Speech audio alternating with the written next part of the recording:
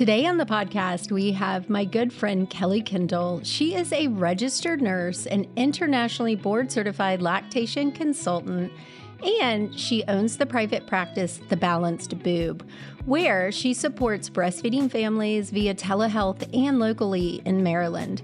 She's also the creator of the Boob School, a lactation education program that teaches parents how to avoid and deal with the common breastfeeding problems so that their experience becomes easier and more enjoyable. So listen in as Kelly and I talk about ways that you can prepare yourself for breastfeeding while pregnant.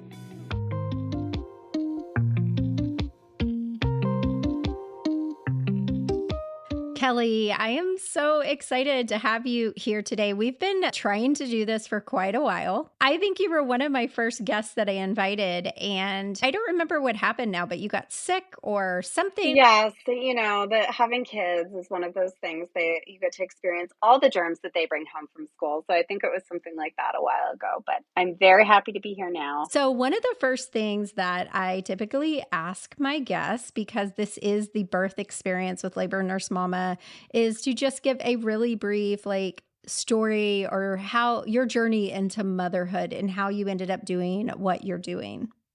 Yeah, so I, like you, am a nurse, and I was pregnant with my first and kind of thought that reading one book and watching a few YouTube videos was enough to prepare me for birth and the postpartum experience. And obviously, it didn't sufficiently prepare me. And for me personally, breastfeeding was a huge challenge. And I really struggled with my first, but it really brought me to what I do today, just kind of realizing how important support is for parents and that education piece, and having a lactation consultant that really is like a fearless advocate for their goals. And that's really what I strive to do with my clients and in my program, Boob School. So that's kind of what led me there, was my own rough experience in the beginning.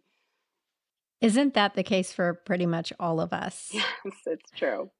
So I love that so much because I feel like it gives you the ability to not only sympathize, but empathize with your students and your clients, because I tell my students all the time that you do not break a sweat as a nurse, as a labor nurse, until you're trying to help someone breastfeed. Right. That really is what makes me break out into a sweat the most and break my back. Yes. So I tell my students all the time, there's 4 things that you need to be preparing for when you're pregnant: your birth, your baby, your breastfeeding, your postpartum. Yep. And I feel like that's so important. So I'm super excited today. We're going to go over your top tips for preparing for breastfeeding while pregnant, because you can't put it off. You can't wing it, correct? No, I always tell people it's, not fun to have to build the plane while you're flying it and be totally sleep deprived and overwhelmed. And that's not really the time that your brain is able to take in information. Right after birth, you are so exhausted. Hormonally, you're just consumed with this baby. So we really want to give you the tools now so you know what to reach for and when to reach for it after birth. Oh, I think this is so important. I tell my students the same thing for birth. I educate so much at bedside, but when you're in labor and you're a brand new patient, because most of these people have not been a patient in a hospital, that in itself is disconcerting. And then, like you said, after birth, you've got all these emotions going and the hormones flowing, and you're exhausted. Yeah. You're not going to retain that. I can't tell you how many times I would be talking to a family and the mom would literally be falling asleep and I was telling her things. Yeah. And I think I'm a pretty dynamic person and they just could not keep their eyes open. So really, this is the time to be filling up, your toolkit and getting your knowledge base up. Right. And I'm not a lactation consultant. However, I really went into being a labor nurse with a lot of pride because I have pretty much spent the majority of my life breastfeeding my own children because I have 6 that I've breastfed. And so I remember when I first started helping new moms, and I was so frustrated because I was like, why is this so difficult? And I wish you guys could see me because I tell my students all the time, like, mom is laid back on the bed, arms back. She's like out of it. I'm holding her boob. I'm holding the baby. And I can't tell you how many times I've said, you do know that I am not coming home with you. Like, we've got to do this. So Yeah. I'm so glad you're here.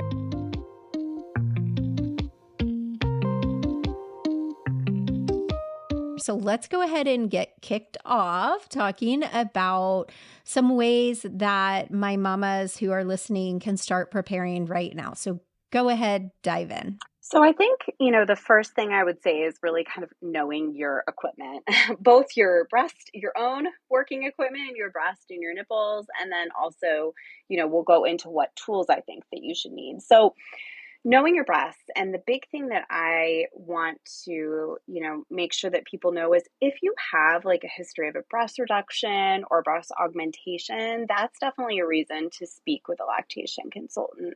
We also want to be making sure that you're having breast changes in your pregnancy. So if you've experienced no breast changes in your pregnancy, they haven't grown, they haven't been sore, then that's a risk factor for, having issues with breastfeeding. And that would be a reason to reach out to a lactation consultant. Because again, there's things that we can do in pregnancy and plans that we can put in place to support you right from the start.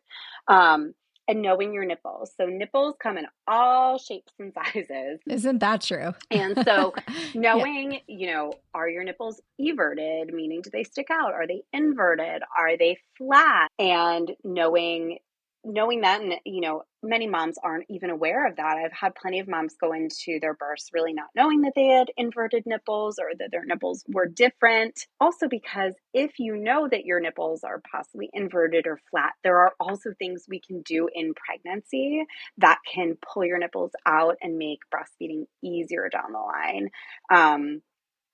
Also your breast shape. So, making sure that if you, like you said earlier, like if you have really pendulous breasts and your nipples point downwards, knowing how that can impact breastfeeding. So meeting with an IBCLC beforehand, we can sort of talk through some strategies that may work really well for you and make latching easier. And then also measuring your nipples. So phalanges, that's the tunnel that your nipple goes in with the breast pump.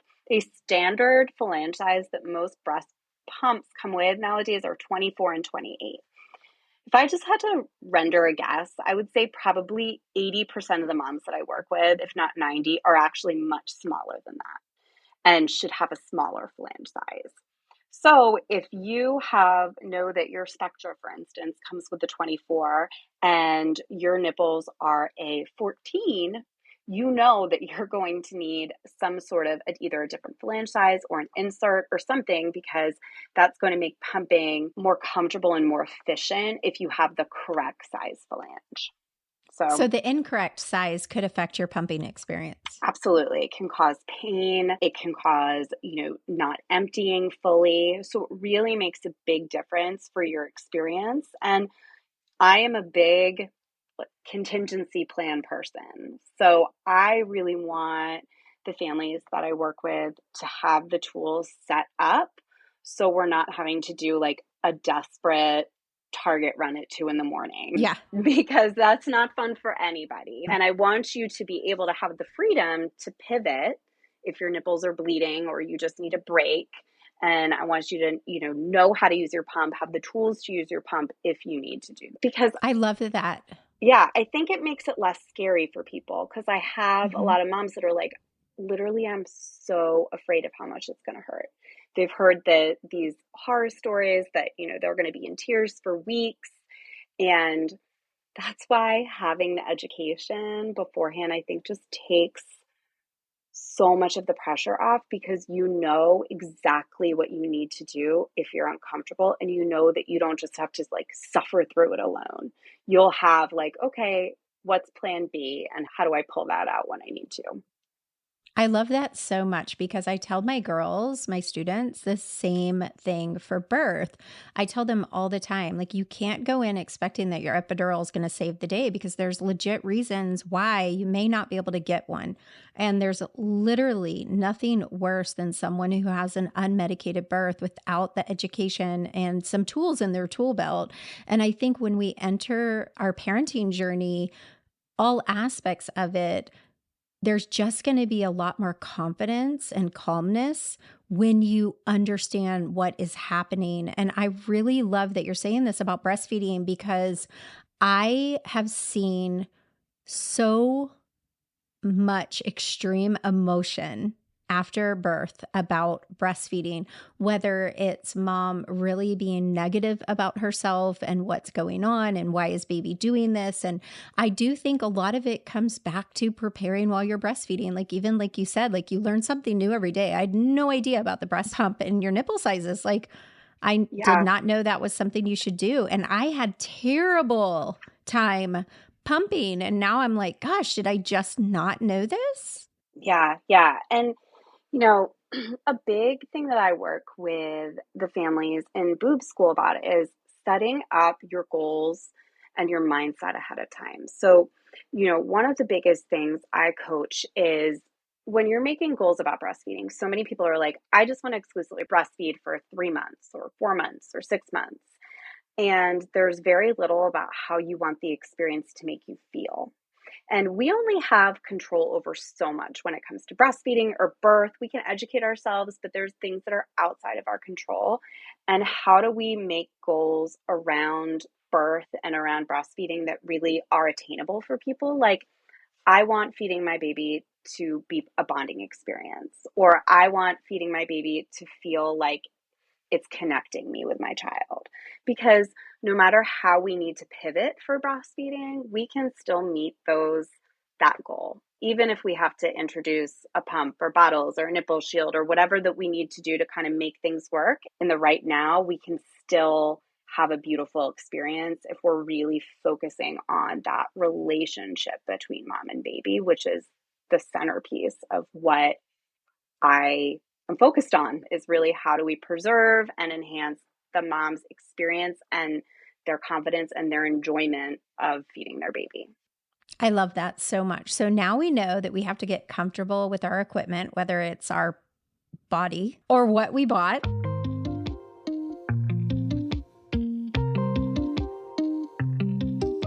What would you say is a next key part of preparing for breastfeeding while pregnant? So, if you follow me at all on Instagram, you've probably heard me talk about this 1,000 times. Hand expression. Hand expression, which is, if you've never heard it before, it's using your hands to help remove milk out of your breast. That milk can be your earliest milk, which is colostrum. And the reason that this is an incredibly powerful tool is if we hand express early and often after birth, it is one of these things that really has been proven in studies to help support milk supply. So it really helps build a robust supply for mom. And number two, it's one of the most supportive things we can do for baby is have mom express her colostrum and spoon feed baby. So you've probably been in a situation like this many times, Trish, where you have a baby that maybe flew out of mom. She had a precipitous birth, and baby is just not ready to feed. They're just gaggy and spitty and just not ready. And, mom has baby skin to skin, but baby's still not ready to feed. And we can't force babies. They are their own little person. But what I want is mom to say, okay, like, I don't need to go down a doom scroll and worry that everything is ruined because my baby isn't latching right now. I know what to do. And that thing is hand expression. And I know I can use my hands. I can express for a few minutes. I can put it on a spoon and I can spoon feed the baby, keep the baby skin to skin, and just rinse and repeat until baby is ready to go to the breast. And it takes so much of the pressure off of parents from having to, like, desperately trying to latch this baby who just simply isn't ready yet, to know, like, okay, I have something I can pull from that I know is going to help my milk supply and I know it's going to support my baby. And I just find having that going into your birth, knowing how to do it. And again, everybody's equipment is a little bit different. So the way that you hand express that works for your breast might be a little bit different than for me or for you, for Trish. So practicing in those last days and weeks of your pregnancy is key. Oh, I love that because I am literally obsessed with Haka's colostrum collector kit. I'm obsessed. I think that every unit should have them so that we can help mom if we have an issue. I mean, whether you've got a cleft palate or if you've got a GDM baby who's having to have their blood sugar checked. And like you said, sometimes they just don't want to latch. So yes, I've hand expressed a lot. I've worked at a lot of baby-friendly hospitals. And so we definitely promote that there. But I've worked at a lot that jump right to giving them formula. And so I love that you're saying that. So just really quick, as far as hand expressing, when do you recommend they start doing that? Like, give them a week. They want numbers. We want numbers. So I always say 38 weeks or when you're cleared by your physician. So if you're cleared to go into labor on your own, then you should be totally fine to hand express. There are some very uneducated providers out there who will say, oh, don't do that. It can stimulate labor. Well, at 38 weeks, that's really okay to stimulate labor. And if you'd have to do a lot of expressing to Exactly. stimulate labor, Yes. like 3 hours worth. I don't think anybody's going to do that. Yes, I agree. You would be very surprised what I hear from moms when they talk to their providers. So if you are allowed to be having sex or go into labor, you're literally stimulating the same hormones. You're stimulating oxytocin. So at 38 weeks, I usually tell people once or twice a day, set the timer for 5 minutes, alternate hand expression and massage. We go over this a lot in boob school. I have demos. I have, written down charts where you can print out and mark when you're doing it, if you're one of those people that likes the really hands-on stuff. And yeah, I've seen it make a huge reduction in stress for moms knowing that they have this tool. And the other thing, I had a mom reach out to me and she was like, Kelly, your video on hand expression got me through the first day of my child's life when they were in the NICU before I got to meet with a lactation consultant. The NICU was so busy. No one was able to help me with breastfeeding. I was asking for a pump. I wasn't getting it, but I knew how to do this. And she's like, this is the reason that I think that we were able to make it. Because if without that, she's like, I think, baby would have just been getting bottles. And my breast would have been missing that really important early stimulation. So I really encourage all pregnant people to learn how to do this. I love that. I think it's really important. And it is important to note that most hospital units have 1, maybe 2 lactation consultants, but most postpartum units have about 60 couplets. Yeah. So that could be waiting a while, and that time is precious. Exactly. And I think that's what probably makes me and you unique in our teaching style, because we've both been at the bedside. So my teaching style is very much like what I've seen and what is realistic. Families, in a perfect world, I would love that you could call a lactation consultant every time you wanted to latch your baby. Yeah. But that's simply not going to happen. Even with the best lactation consultants in the world, it's just a numbers game. So it's really up to you to have these skills when you need to use them. Oh, I think that's perfect. We are hosting a free 5-day online event educating expectant mamas on proven ways to ditch their fears of labor and losing control so that you can work with your body, not against it. Will I be able to handle the pain? What if I tear, poop, or need a C-section? How can I make sure the care team listens to me? As moms-to-be, it's completely normal that our minds become filled with so many what-ifs as the big day approaches.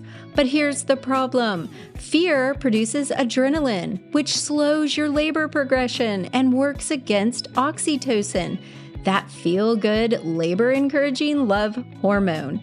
The solution to combating all that fear and adrenaline? Education and understanding. That's exactly what 5 days to a fearless birth experience offers. you can join us, led by me, a seasoned high-risk labor and delivery nurse, and our team doula, Taylor. Here's what you can expect.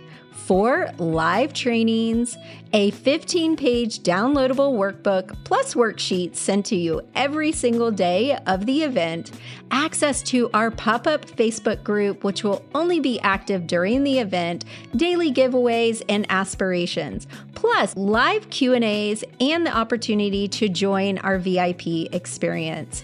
Make sure you join us. Click the link in the show notes. We can't wait to see you inside.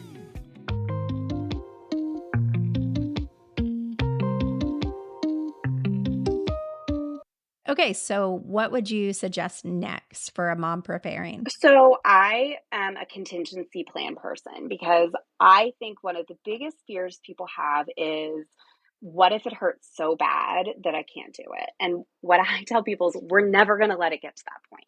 Okay. You're going to have a pivot strategy, is what I like to call it. So if you are in an incredible amount of pain, or you are just hitting an absolute wall, instead of burning it all down, we just need to have a plan to pivot. And what that can look like is pumping for 24 hours and giving the baby a bottle. And the important thing is, I want you to know how to give that bottle in a way that still is supporting your breastfeeding goals. So learning how to pace bottle feed, which is a way of positioning the bottle and positioning the baby so it's the most similar to the breast as possible.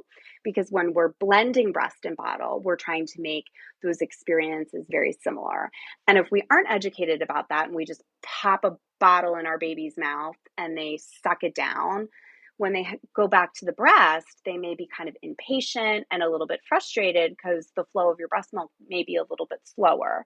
But if we do it really mindfully, I see babies be able to seamlessly go back and forth, and it can be a huge relief just for parents, just to know they have a plan in place if they need it. And they might not, but knowing it's there, like you said, you do not want to go into this totally blind, just thinking, oh, well, I'm only going to have an unmedicated birth, or I'm only going to exclusively breastfeed my baby. We want you to have a broad understanding of all the possibilities so you're not surprised and you're able to pivot when you need to. Well, I think that's important too, because unfortunately, I've had some friends who are exclusively breastfeeding and something crazy comes up. I mean, for my own sister, she was breastfeeding and she got in a terrible car accident. Yeah. And she was in the hospital and could not breastfeed her daughter. And it would have been very beneficial. I mean, I'm surprised I end up having kids after that experience because I'm the one who watched her baby. Yeah. And it was a nightmare, Yeah. a absolute nightmare. And so, yeah, you don't know, like there might be a situation where you end up having to have a surgery or you have to have something going on. And I think just the same, like you said, with the birth map, we call it a birth map, not a birth plan. So I think it's good to have a breastfeeding map as well. Absolutely. Because the destination with both birth and with breastfeeding is a healthy baby, a healthy mama, mentally and physically. Absolutely. And I think I love that you're saying like, it's okay. Like you have permission to do something different if you have to. And it doesn't mean like it's the end of the world. We're done. And those are the people that I actually see meeting their goals more, are the people that are willing to pivot and do what they need to do and have a really long view. Those are the people that it might take a couple weeks, it might take a couple months to get exactly where you want to with breastfeeding. But if you're able to pivot and have support and kind of get your own head wrapped around things, it can make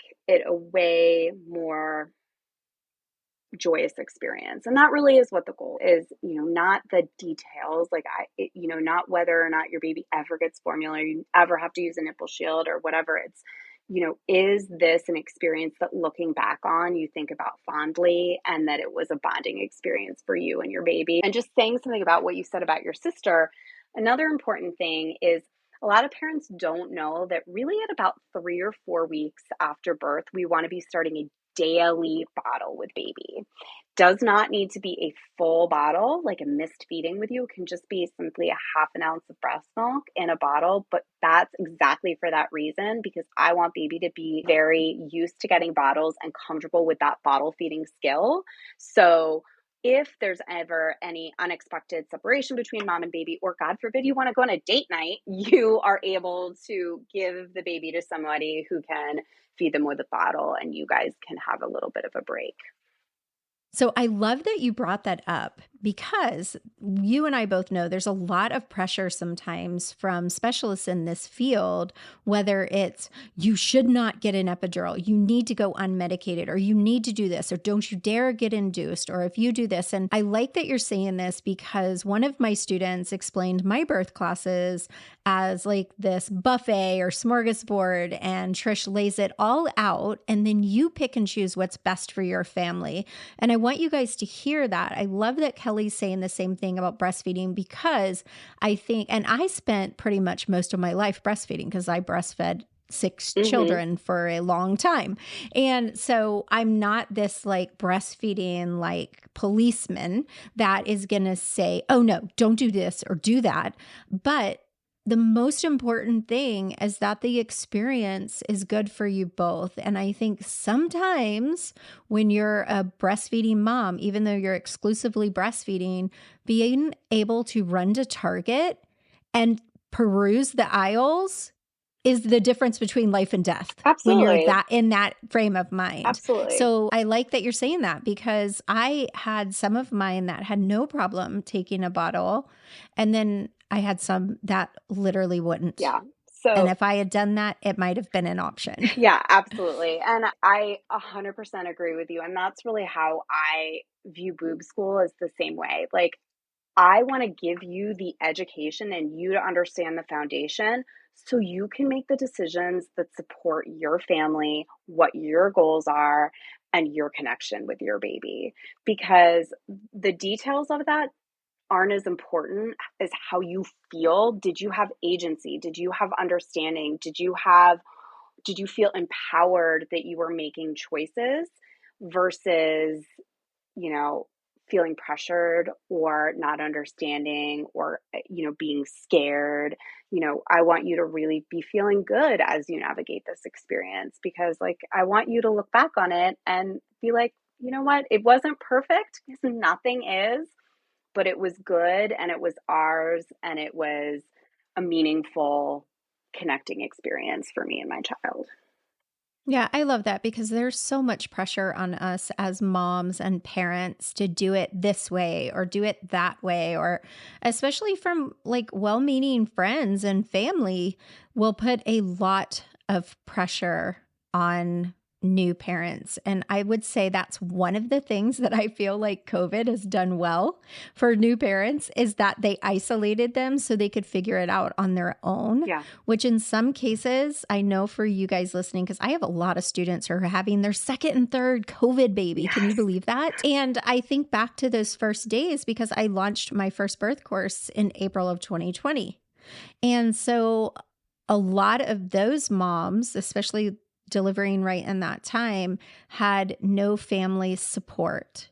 However, I will say that there is a blessing in every season, because sometimes not having all those different opinions and voices playing in can really help you succeed. And I think that, again, for your students, for my students, that they need to choose for them. This is their baby. This is their journey. No one else is this baby's parent but you. Right. Absolutely. I feel that 100%. And really, that's what, in a perfect world, that's what our jobs are. Like, my job is not to tell you what to do. It's to give you the tools and support you to make that decision based on whatever your individual goal is. Yeah. And that journey is yours and Absolutely. yours alone. Yeah. No one else is journeying with this baby but the two of you. Right. And so I really love that.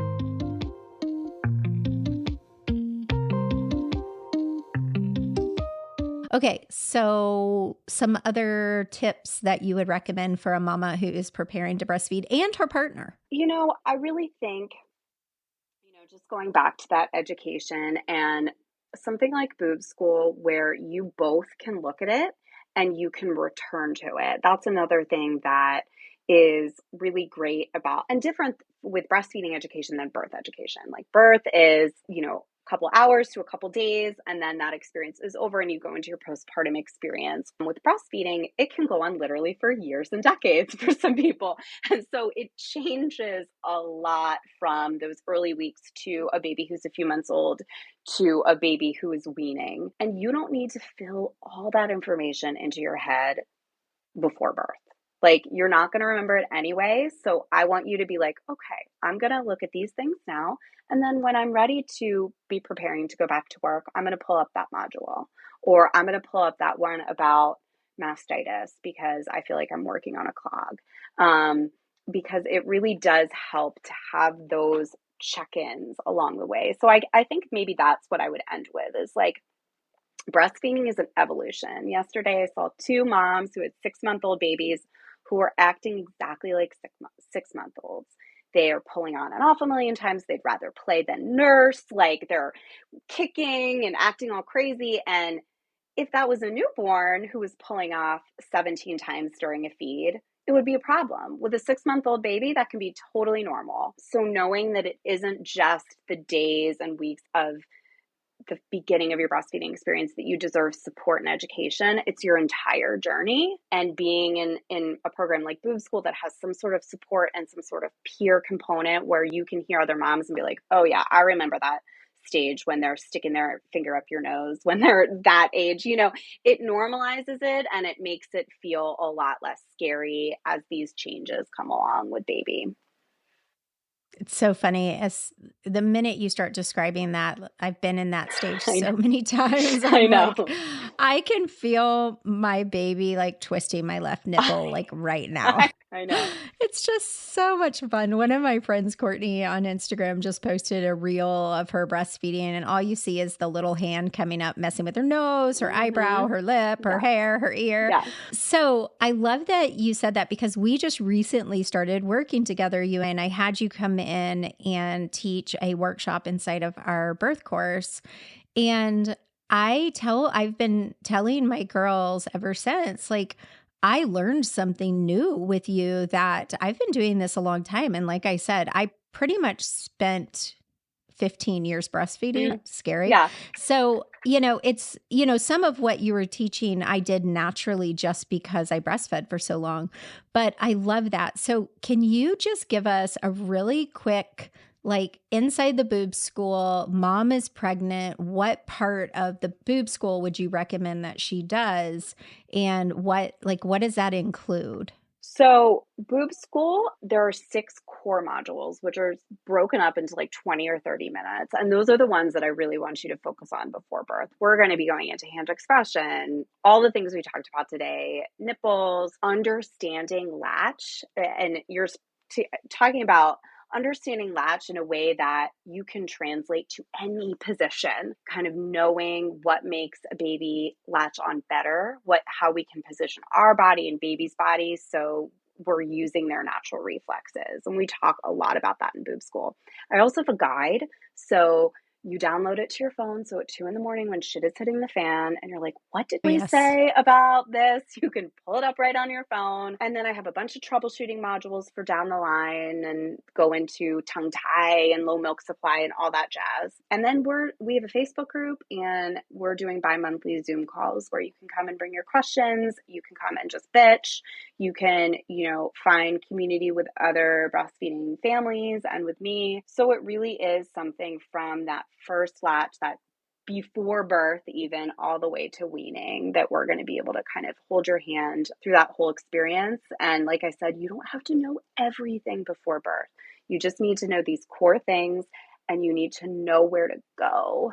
And that is not Google. That is not the random Facebook mommy group that you're in.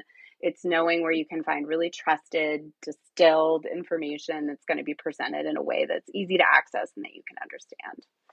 I love that you pointed that out because I tell my girls all the time, like Nurse Google and Dr. Google and Facebook groups, you can find recommendations for things inside of mom groups.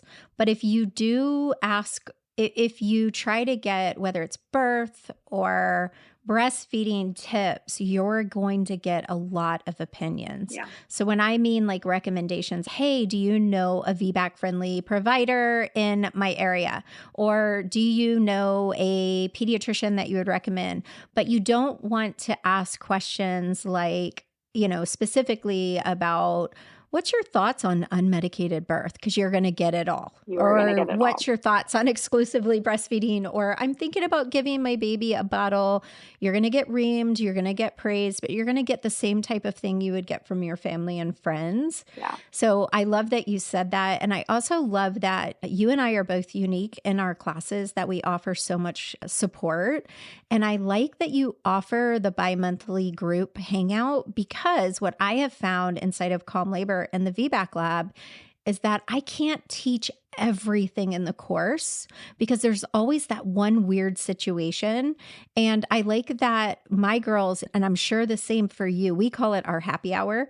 I love during happy hours that when one mom is having this random weird experience with her provider or with her birth or her pregnancy, when we talk about it 6 months down the road, another mom is able to watch that recording and say, oh, well, Beatrice went through this then, and now I'm going through it. And I like it because, like you said, like I've had a breast augmentation. And so being able to talk to you during that would have been so valuable for me when I was breastfeeding Grayson, because it was one of the most emotional, difficult things that I ever went through. And I put so much pressure on myself and struggled mentally in a way that I have not struggled much in my life, because of the pressure that I put on me. And just to have someone else like guide me, like I met with a lactation consultant, but like you said, I went in there, I was exhausted from no sleep. He was screaming. He also had the milk dairy protein allergy, and my milk supply was horrible because of my augmentation. And if I would have had like a group to talk to when all hell wasn't breaking loose, would have been huge for me. So that being said, you guys check out the Boob School. I love the name. I think it's great. Thank you. We're going to have some links in the show notes and some information about Kelly and how you can find her. Super excited to have you. I'm so glad we finally did it. We've been trying since like February or March. I know. Geez. Well, I'm glad I'm here now. It was so good to finally connect. And we are on the same page about so many things. And I'm just excited to be able to have something to offer your followers that I think will make the whole experience a lot easier once they're through the birth and ready to move on to the next thing.